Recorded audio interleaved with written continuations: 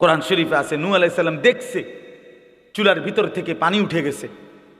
উনি বুঝছে তুফান শুরু হয়ে গেছে, পানি উঠবে এবার।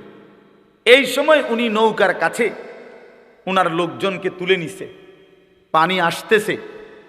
ওনার একটা ছেলে কেনান কাফের, এই ছেলেটা এই শেষ টাইমে 950 বছর পরে ছেড়ে দিচ্ছে নৌকা। এই টাইমেও কোরআন শরীফে আছে সূরা হুদে নূহ আলাইহিস সালাম ছেলেটাকে ডাক দিছে, ইয়া বুনাইয়ার কাম মা'না, বাপ এই শেষবারের মতো বলছি বাপ, আয় না, ইমান আই না, আমার নৌকায় উঠে যা, বাইচা যাবি, বেঁচে যাবি বাবা। ছেলেটা বলছে না। আবার ছেলেটা বলছে না বাবা, আমি উঠবো না, তোমার নৌকায় যাব না, ইমান আনবো না। তো নূহ আলাইহিস সালামের ছেলে কেনান, কোরআন শরীফ আছে এই কাফের ছেলেটা বলল, সাআবি ইলা জাবালিন ইয়াসিমুনি মিনাল মা, বাবা আমি ওই উঁচা পাহাড়ের উপরে গিয়ে আশ্রয় নেব, সেই পাহাড় তোমার খোদার পানি থেকে আমার বাঁচাই দিবে। এত উর্ফে পানি উঠতো না, আমি জানি, হেতে জানে, হেতে মাতবর, তো ফাইজলামি সবাই লগে করে, বুঝেন নাই, হেতে জানে পানি উঠবো, নলে 10 হাত, এত উর্ফে কি আর পানি উঠবনি পাহাড়ের উপরে। হযরত নূহ আলাইহিস সালাম দেখেন তখনও রাগ করে নাই। এক বাবা সন্তানের প্রতি কি পরিমাণ দরদি হওয়া উচিত, উদাহরণ দিচ্ছেন কোরআনে। নূহ আলাইহিস সালাম আবার বলছে, লা আসিমাল ইয়াউমা মিন আমরিল্লাহ, বাবা বিশ্বাস কর আজকে আল্লাহর আযাব থেকে কেউ বাঁচাইতে পারবে, ভুল করিস না বাপ, আয় না নৌকায় আয়, ঈমান আন। কোরআন শরীফে আছে, ওহ বাবা হাত ধরে টানতেছে নূহ আলাইহিস সালাম ছেলেটাকে, আয় না বাবা কালেমাটা পড়। ছেলেটা হাত ছেড়ে দিতে চাইতেছে, না আমি ঈমান আনবো না। এই বাবা আর পুত্র টানাটানি করতেছে, বাবা ডাকে ঈমানের দিকে, ছেলে ছুটে যাচ্ছে কিসের দিকে, কুফরের দিকে। আল্লাহ তাআলা কোরআনে বলেন, ওয়া হালা বাইনাহুমাল মাউত, এই কিছুক্ষণের মধ্যেই একটা বড় ঢেউ আইসা ধাক্কা দিছে, বাপ আর পুত আলাদা হয়ে গেছে। ফাকানা মিনাল মুগরাকিন, এরপরে ছেলেটা ধীরে ধীরে ডুবে গেছে, নূহ আলাইহিস সালামের হাত থেকে ছুটে গেছে। উনি বুঝছে আর হলো না, আর হলো না। তাইলে দেখেন শেষ মিনিট পর্যন্ত ছেলেটাকে ফিরাবার জন্য বাবা চেষ্টা করছে কিনা। তো আমনে আমনে আমনি দি ফায়সালা নিয়ে নিছেন, আর হইতো না। হ্যাঁ হ্যাঁ, আর হইতো না। দৌড় বাদ দে, নমাজ পড়লে পড়ুক, না পড়লে না পড়ুক, বিদেশ যাইব নিজি গাও, বড়ি মানে বৌরে কয় পোলার মারে, নামাজ রোজা ইতান বাদ দাও, এটি হাতের বিষয়, হাতে পড়লে পড়বো, না পড়লে নাই। বিদেশ যাইব কিনা জিঙ্গাও, ওর টেয়ার দরকার, টাকার দরকার, জমি কিনবো, বিল্ডিং করবো। হায় রে মুসলমান, এক সন্তান থেকে বুঝি টাকার দরকার, তার আখেরাত দরকার। কথা ছিল তার আখেরাত 1 নাম্বার, দুনিয়া মিললে মিলুক, না মিললে নাই। দুনিয়া হলে হোক বা না হলে নাই, আপনি আমি কেউ দুনিয়া সাজাইতে পারবেন না। দুনিয়া যার, দুনিয়া দেবেনও তিনি। এই কায়নাত যার, তো দুনিয়ার সমস্ত কিছু দেনও তিনি। তো এই গোটা পৃথিবী কার বলেন বাবা, কার? তো যার পৃথিবী তিনি দিবেন। আপনি কে? আপনি কে মিয়া? আমি কি? আসমান জমিন চন্দ্র সূর্য, ফসল জমি ক্ষেত ফল ফুল, কোনটা আপনার? শরীর স্বাস্থ্য, হাত পাও অঙ্গ প্রত্যঙ্গ শক্তি সামর্থ্য, কোনটা আপনার? আমার কোনটা? এই জন্য আপনি দুনিয়া সাজাই দিবেন মানে, আমি থাকতে থাকতে তোরারে যদি একটা লাইন করে দিয়ে যাই তারি, তাইলে আর আমার মইরেও কোনো দুঃখ নাই। না না, আপনার মরলে আপনার একারে বন খাবাইব 3 বেলা। আরে বাপরে, আপনি মরলে আপনার বিরিয়ানি দিয়ে না বাদ দিব। আলাফ কি দেখছেন? ওটার আর মরলে দুঃখ নাই, না টেনশন নাই। ওনার জিফুতে পয়সা টয়সা কামাইতে আছে, টাকা পয়সা রোজগার করতে আছে, ওনার আর টেনশন নাই। আস্তাগফিরুল্লাহ। সন্তানাদি সব পয়সা রোজগার করিলে কবরে নিশ্চিন্ত। তো কথা বলেন না কেন? তো তো আপনি কি বললেন? এটা আপনি বললেন কি? আপনার কলিজার ভিতরে এটা কে ঢুকাইল? দুনিয়া এভাবে ঢুকলো কেন? শুধু দুনিয়া মিলাইতে পারলে, দুনিয়া সাজাইতে পারলে তৃপ্ত, বাবাও তৃপ্ত, ছেলেও তৃপ্ত, মাও তৃপ্ত, পরিবারের সবাই তৃপ্ত। আস্তাগফিরুল্লাহ। হায় মুসলমান, আমরা তো মুসলমান। আমরা যদি আখেরাত ভুলে যাই, আখেরাত মনে রাখবে কে? আমরা যদি কবর ভুলে যাই, তো কবর মনে রাখবে কে? আমরা যদি হাসরের মাঠ ভুলে যাই, তো হাসরের মাঠ মনে রাখবে কে? আমরা যদি মিজান ভুলে যাই, ফুলসেরাত ভুলে যাই, আমরা যদি জান্নাত জাহান্নাম ভুলে যাই, তো এটা মনে রাখবে কে? হিন্দুরা। কথা বলেন না কেন? ইহুদি খ্রিস্টানরা। তারা তারা বলেন। তো আমাদের এই হালাত কেন? আমাদের ছেলে নামাজ পড়ে না, আমাদের চোখে পানি কই? আমাদের মেয়ে নামাজ পড়ে না, আমাদের পেরেশানি কই?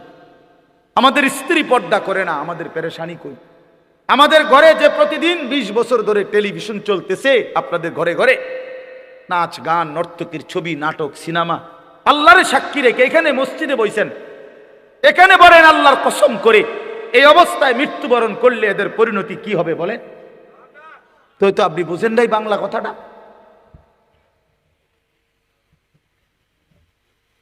হ্যাঁ বলেন আমার বাপ। আল্লাহ নবী সাল্লাল্লাহু আলাইহি সাল্লাম বলছেন, মনে রাখবেন, নবীজি পরিষ্কার বলছেন, 3 শ্রেণীর মানুষের জন্য জান্নাত হারাম। সালাসাতুন হারামাল্লাহু আলাইহিমুল জান্নাহ। 3 শ্রেণীর মানুষের জন্য জান্নাত হারাম। এক হলো মুদমিনু খামরিন, মদখোর, সমস্ত নেশাকারী, মদখোর, নেশাখোর, গাঁজাখোর, ফুট্টাখোর, বাবাখোর, ডাইলখোর, ইয়াবাখোর, এই হারামখোর জাহান্নামী। তার জন্য জান্নাত হারাম। নবী বলছে, নেশা করবা নাফরমান, জান্নাত তোর জন্য হারাম। হারাম। নেশা সামান্য হারাম, নেশা বেশিও হারাম। 1। 2 নাম্বার, আকুল ওয়ালিদাইন, পিতা মাতার অবাধ্য সন্তান, তার জন্য জান্নাত হারাম। মা বাপকে যে কষ্ট দিছে, মায়ের চোখে পানি, বাবার চোখে যে পানি দিছে, হ্যাঁ, মা বাবারে যে কষ্ট দিছে, আল্লাহ নবী সাল্লাল্লাহু আলাইহি সাল্লাম পরিষ্কার বলছে, তুই নাফরমানের জন্য জান্নাত হারাম, ওই সন্তানের জন্য জান্নাত হারাম। তিল তিল করে ছোট্টবেলা থেকে মা বাপ মানুষ করলো, আজ 25 বছর বয়সে বড় যত্ন কইরা 10 বাড়ি দেইখা তোমারে বিয়ে করাইলো, আর তুমি এখন 6 মাস না যাইতেই, 2 বছর না যাইতেই আলগা বাসা নিয়া চলে গেলা মা বাপকে ফেলে দিয়া। হ্যাঁ, করলা ঠিক, কামটা করলা কি? শুধু দুনিয়াই শেষ, এরপরে মরণ নাই। কয় বছরের দুনিয়া? 2000 বছর না? এক একজনের হায়াত 2000 বছর। তো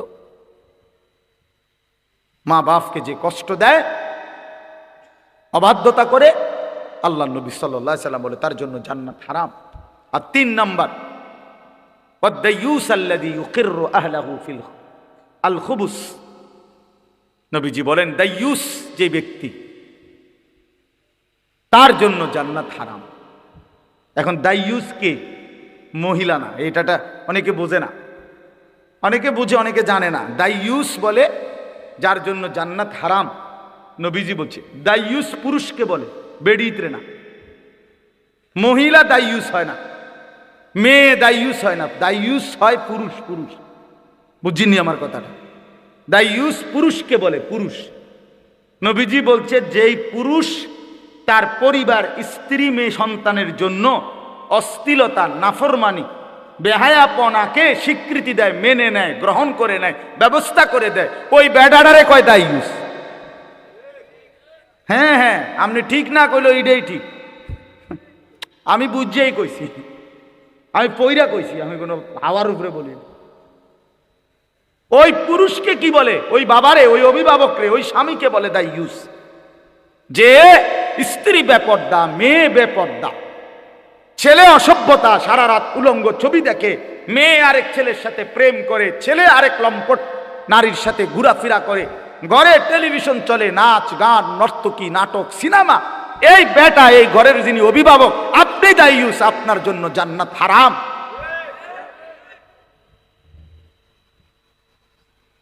হ্যাঁ, গায়ে লাগলে আর আইলাম না রে, এমনও 2-3 বারের নিয়তে আস বলি নাই, বুঝেন না? সাফ কথা। 6 বছরের বাচ্চাটা বসে বসে টেলিভিশন দেখে। 6 বছরের বাচ্চাটা নি টেলিভিশনটা কিনে আনছিল, তো কে আনলো এই ঘরে? এটা এই ঘরে বিদ্যুৎ বিল দেয় কে? ফোলাডা। এই ঘরে ডিশের বিল দেয় কে? তো আল্লাহর নবী বলছে তোমার জন্য জান্নাত হারাম। জরুরি বিষয়, মন খারাপ করেন না, ফিকির করে, খামখেয়ালি করে উড়াই দিয়েন না।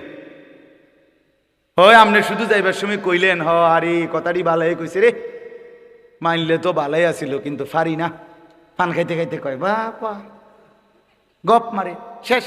এই কথাতে শেষ নাকি? এই কথায় কদ্দুর বললে আপনারে ফেরেশতা ছেড়ে দিব? এটা কি? এটা কি তামাশা? আখেরাত তামাশা, পরকাল খামখেয়ালি মিয়া চাচা। এই জন্য নওজোয়ান ভাই আমার, বয়স্ক বাবারা আমার, সবাই মিলে আখেরাতকে ফিকির করে। এক মুমিন বিশ্বাস করেন, আমি কিংবা আপনি মুসলমান, আমরা সবাই এখানে মুসলমান, যদি আখেরাত ভুলে যায়, পরকাল ভুলে যায়, মৃত্যু, এ কয়টা জিনিস দেখেন: মরণ, মৃত্যু, কবর, হাসরের ময়দানে দাঁড়ানো, আমল নামা গ্রহণ করা। আমল নামা নিয়ে 2টা কাজ। একটা হলো আমল নামাটা নিয়ে আল্লাহর সামনে দাঁড়াইতে হবে। 2 নাম্বার, মিজানের পাল্লায় ওজনের জন্য দিতে হবে। এরপরে ফুলসেরাত পার হইতে হবে। এরপরে জান্নাত কিংবা জাহান্নামে যাইতে হবে। এই বিষয়গুলো, কবর না, মৃত্যু, কবর, হাসরের মাঠ, আমলনামা গ্রহণ, আল্লাহ পাকের মুখোমুখি হওয়া, মিজানের পাল্লায় ওজনের জন্য দেওয়া, ফুলসেরাত পার হওয়া, জান্নাত কিংবা জাহান্নামে যাওয়া, এই বিষয়গুলো যেই মুসলমান ভুলে যায়, সে মুসলমান থাকে না, তারে মুসলমান বলে না, তারে মুমিন বলে না। এগুলো যে বোঝে না, এগুলোর যার মনে নাই, খাইতে খাইতে, ঘুমাইতে ঘুমাইতে, দুনিয়া রোজগার করতে করতে, উপার্জন করতে করতে, কবর কি আর আখেরাত কি, মরলে তো মরেই গেলাম, যতক্ষণ বাচ্চা আছি চেষ্টা করে যাই সংসার করতে। তার মানে আপনি আখেরাত ভুলে গেছেন, তার মানে আপনি কবর কিছুই মনে করছেন না।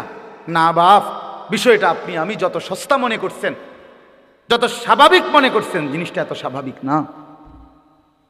শুধু মৃত্যুর যন্ত্রণা, খোদার কসম, কোরআন শরীফে আছে, আল্লাহ বলেন, বান্দা, নাফরমান পাপী বান্দা, মনে রেখো, শুধু মরণের জান কবজের যন্ত্রণাটাই সহ্য করতে পারত না।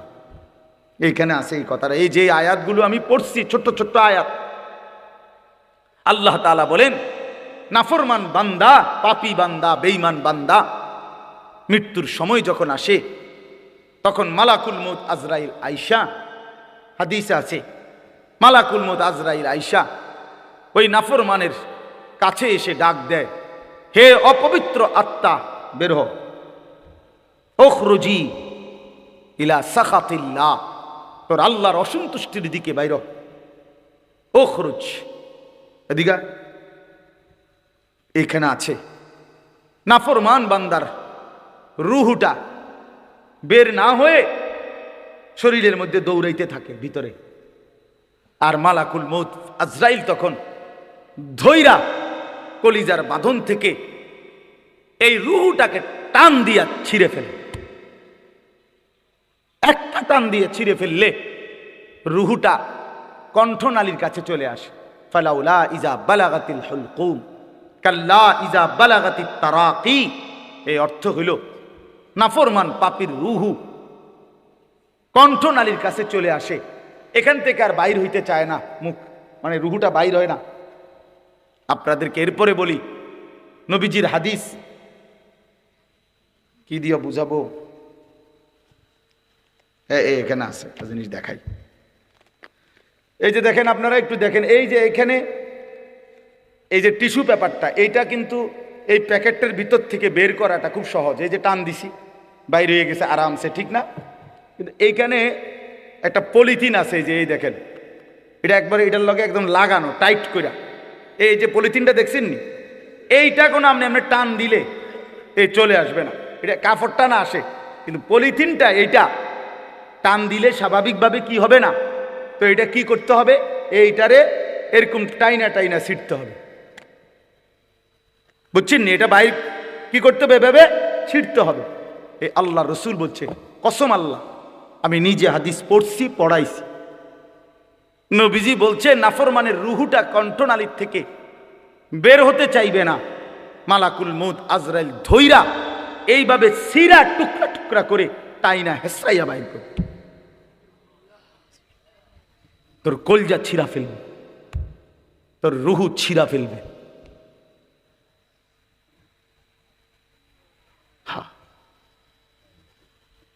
আল্লাহ তাআলা বলেন, বান্দা শুধু এই জান কবজের যন্ত্রণাটাই তো সইতে পারবি না বান্দা, এরপরে তো সামনে বাকি কবর, হাসর, মিজান, ফুলসিরাত, সেগুলো কোথায়? ফালাউলা ইযা বালাগাতিল হুলকুম, আল্লাহ বলেন নাফরমান পাপীর রুহু যখন কণ্ঠনালীর কাছে চলে আসে, ওয়া আনতুম হিনা ইদিন তানজুরুন, তোমরা তখন অসহায়ের মতো তাকিয়ে থাকো। আত্মীয় স্বজন সন্তানাদি ডানে বামে সব তাকিয়ে থাকে, ওই বান্দা ছটফট করছে। আল্লাহ বলেন, ওয়া নাহনু আকরাবু ইলাইহি মিনকুম ওয়ালাকিন লা তুবসিরুন, আমি আল্লাহ কিন্তু ওই সময় আমার বান্দার সামনেই থাকি, কিন্তু তোমরা আমি আল্লাহকে দেখতে পাও না। তারজিউনাহা ইন কুনতুম সাদিকিন, আল্লাহ বলে যদি তোমরা তোমাদের দাবিতে সত্যবাদী হও, অর্থাৎ যদি ভেবেছিলে যে আখিরাত হবে না, মরণ হবে না, কবর হবে না, আল্লাহর কাছে ফিরতে হবে না, যেই রং তামাশার ফুর্তিতে দুনিয়া কাটাইছিলা, তুমি তো এটাই ভেবেছ আখিরাত নাই, পরকাল নাই, কবর নাই, মৃত্যু নাই। তাইলে নাফরমান আজকে তোমরা যারা পাশে আছো, এই নাফরমানের রুহুটা কণ্ঠনালীর থেকে আগের জায়গায় ফেরত নিয়ে আসো। ওই যে কলজার থেকে যে ছিটছে ওইখানে লাগায় দাও। তারজিউনাহা, তারে ফেরত এনে দাও। পারবেন তো বড়াই করো কেন? বলো ভাইয়া, নামাজ না পড়ে কার সাথে গাদ্দারি করো? যুবক ভাই বলো, গাদ্দারামিটা করতেছো কার লগে? বেয়াদবিটা কার সাথে করো ভাইয়া?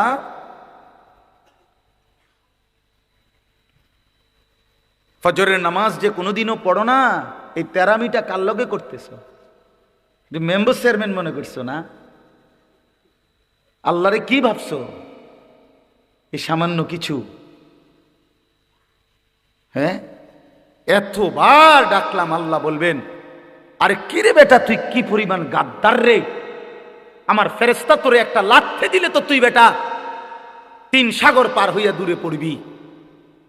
তুই আমার এত দুর্বল বান্দা, আমার মতো মালিক, গোটা কায়নাতের মালিক আমি এতবার ডাকলাম তোকে নামাজের জন্য, তুই গাদ্দার, একটা বারও পাত্তা দিলি না। তুই কেমন মানুষের বাচ্চা রে? কি ভাবলি তুই আমারে? বলো ছেলেরা। হ্যাঁ, এক এক ছেলের হালাত দেখলে, একটা মোবাইল, একটা মোটরসাইকেল, কিছু অসৎ বন্ধুর আড্ডা, বাহ, যেন সে 7 রাজার ধন পাইছে। নষ্ট হইতে হইতে পৌঁছা গেছে। নামাজ নাই, আল্লাহ নাই, আখেরাত নাই, মা বাবার ইজ্জত সম্মানের কথাও মনে নাই। বংশের সম্মান, বাবার সম্মান, মায়ের সম্মান, ধর্মের সম্মান কিচ্ছু দরকার নাই। শুধু মোবাইল, ছবি, নারী, জিনা, ব্যভিচার, অশ্লীলতা, উলঙ্গ দৃশ্য, আড্ডাবাজি, মাস্তানি, মাতলামি, খালাস। এরই নাম জিন্দিগি ভাইয়া? এটা জীবন? এটা জিন্দিগি? সবাই মিলে বুঝি দুনিয়াকে এভাবে আঁকড়ায় ধরলাম। এজন্য আবারও বলছি, মুসলমান কেমনে আখিরাত ভুলে? অন্যরা ভুললে ভুলতে পারে, আমরা ভুলবো কেন? আমরা তো মুমিন, আমাদের আল্লাহ আছে, আমাদের রাসূল আছে, আমাদের কোরআন আছে, আমাদের ইসলাম আছে। আমরা কেন হেরে গেলাম? বলেন, কি জিনিস ছিল না আমাদের? বলেন বাবা, বলেন বলেন, ইনসাফের সাথে ভাবেন আমার আব্বা, কি ছিল না আমাদের? আমাদের আল্লাহ শ্রেষ্ঠ, আমাদের নবী মুহাম্মদ সর্বশ্রেষ্ঠ। আমাদের নবীর চাইতে শ্রেষ্ঠ কে? কথা বলেন না। আমাদের কোরআনের চাইতে শ্রেষ্ঠ কে?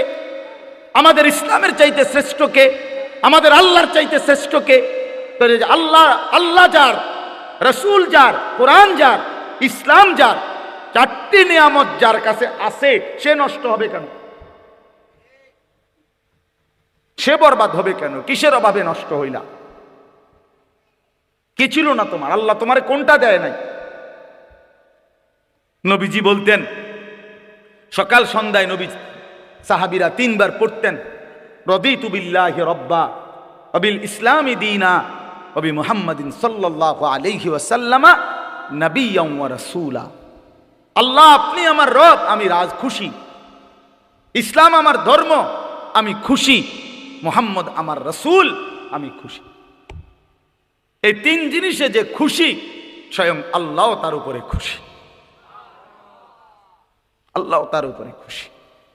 এজন্য রাত গভীরে আমি মনে করাই দিলাম ছেলেদেরকেও বাবাদেরকেও, আপনারা সবাই মিলে হিসাব মিলান।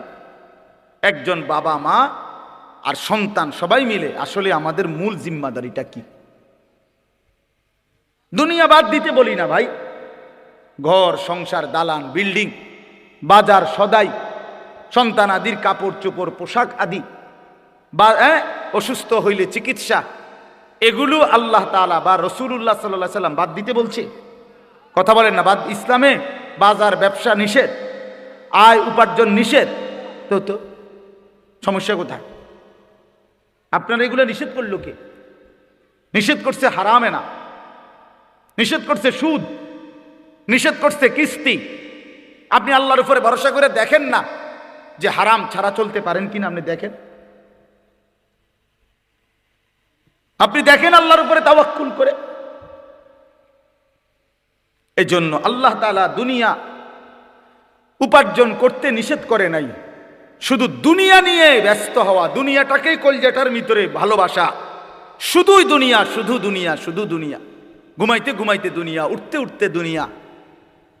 90 বছরের বয়স্ক মানুষ, আমি সবাইরে বলছি না, আমি দেখছি মিয়া 80-90 বছরের বয়স্ক বাবা, আমার আত্মীয়, বিস্তার পড়ে গেছে, একদম সোজা হইয়া গেছে, উঠতে রে না। এবডার শেষ শেষ আগ্রহ হইল মরার আগে এর নাতিগার বউগা যদি চাইয়ে যেতাম, তাহলে হেবডার আর কোনো দুঃখ ছিল না। একজন 90 বছরের বুড়া মুসলমানের ফিকির এটা। কথা বলেন না কেন? এই ছিল কথা। হ্যাঁ, বাড়ির উত্তর দিয়ে এই জমি কেন, এই 5 শতক জমি কেন যদি লইয়া দিয়া যাইতাম, তাহলে মইরেও আর আমার কোনো দুঃখ ছিল না। এই জমি আন হেবড়া লইয়া দিতে চাইতেছে, হেবড়া মরে না, নইলে আরো 2-4 বছর আগে মরিয়া গেল, হইলে শুধু এই জমিয়ানের লেগে মরতে আসে না। এটা কথা মুমিনের, এই ছিল মুমিনের স্বপ্ন। কোরআন শরীফ শুনেন, কোরআনুল কারীমের মধ্যে আছে, আল্লাহ তাআলা বলেন, আম কুনতুম শুহাদা ইয হাদারা ইয়াকুবাল মাউত। আল্লাহ তাআলা ঘটনা শুনাইছে আমাদেরকে যে শোনো আমার বান্দারা, আমার নবী ইয়াকুব, জানেন না ইয়াকুব নবীর কথা? ওনার ছেলে ছিল 12 জন। ওই যে 10 বাইদে কুয়াত ফেলাই দিছে, এনে 10 জন। আর ইউসুফ আলাইহিস সালাম আর ইউসুফ আলাইহিস সালামের আপন ছোট ভাই একজন আছিল বিনিয়ামিন। তো কয়জন হইল? 12 জন সন্তান। ইয়াকুব নবীর মৃত্যুর সময় জীবিত ছিল, পরবর্তীতে তওবা কইরা 10 জন ছেলেও নেককার হয়ে গেছে। পিছনের যে অপরাধ করছিল ইউসুফ আলাইহিস সালামের উপরে জুলুম, এটার থেকে তো তারা কি করছে? তওবা করছে, তারা ফিরে আসছে, সবার সাথে সবার পরিচয় হয়েছে, অনেক ঘটনা আপনারা জানেন। তো মৃত্যুর সময় ইয়াকুব আলাইহিস সালাম, কোরআন শরীফে আছে, উনি ওনার 12 জন ছেলেকে একত্র করে মৃত্যুর মুখে একটা কথাই শুধু জিজ্ঞেস করছে, মা তা'বুদুনা মিন বাদি, আমার সন্তানরা, আমি মৃত্যুর মুখোমুখি হয়ে শুধু জানতে চাই আমার পরে তোমরা কার ইবাদত করবে। সরাসরি কোরআনের আয়াত। ক্বালু না'বুদু ইলাহাকা ওয়া ইলাহা আবাইকা, ছেলেরা একসাথে বলে উঠল, বাবা আপনি কোনো চিন্তা করবেন না, আপনার মৃত্যুর পরেও আপনার যিনি ইলাহ, আপনার পূর্বপুরুষ ইব্রাহিম নবী, ইসমাইল, ইসহাক নবীর যিনি ইলাহ, আমরা সেই আল্লাহর ইবাদতই করে যাব। খালাস। ইয়াকুব আলাইহিস সালাম নিশ্চিন্তে বললেন, আমার আর কোনো পেরেশানি নাই। তাহলে মৃত্যুর পূর্বে এক বাবার শেষ তামান্না, ফিকির, সন্তানের ইবাদত। কোরআন শরীফে আছে, ইব্রাহিম আলাইহিস সালাম আল্লাহর কাছে দোয়া করতেন, রব্বি জালনি মুকিমাস সালাতি ওয়া মিন যুররিয়াতি রব্বানা ওয়া তাকাব্বাল দুআ। ইব্রাহিম নবী বলতেন, আল্লাহ আপনি আমাকে পূর্ণ নামাজি বানিয়ে দেন, ওয়া মিন যুররিয়াতি, আমার সন্তান পরিবারের সদস্যদেরকেও নামাজি বানিয়ে দেন। এই যে পরিবারের সন্তানের ব্যাপারে ফিকির হলো নামাজ। নামাজ আল্লাহর কাছে দোয়া করছে ইব্রাহিম আলাইহিস সালাম। এরকম বহু উদাহরণ বলা যাবে। এই জন্য আপনাদের কাছে আমি অনুরোধ, আজকে যে আয়াতগুলো আমি পড়ছি এখনই আপনাদের করে শুধু তর্জমা শোনাবো, ছোট ছোট আয়াত, লম্বা ব্যাখ্যার দরকার নেই, এমনি বুঝবেন আপনি, একেবারে সাফ সাফ কথা, সহজ সরল কথা। আল্লাহ শুধু একটা কথাই বলছে, বান্দা এই কথাগুলো শেষ খেয়াল করেন। আল্লাহ বলে, বান্দা বিশ্বাস করো। কত ভাবে যে বিশ্বাস করেন। পুরাটা কোরআন শরীফে 3 ভাগের 2 ভাগ কথা আল্লাহ আখিরাত বুঝাইছে।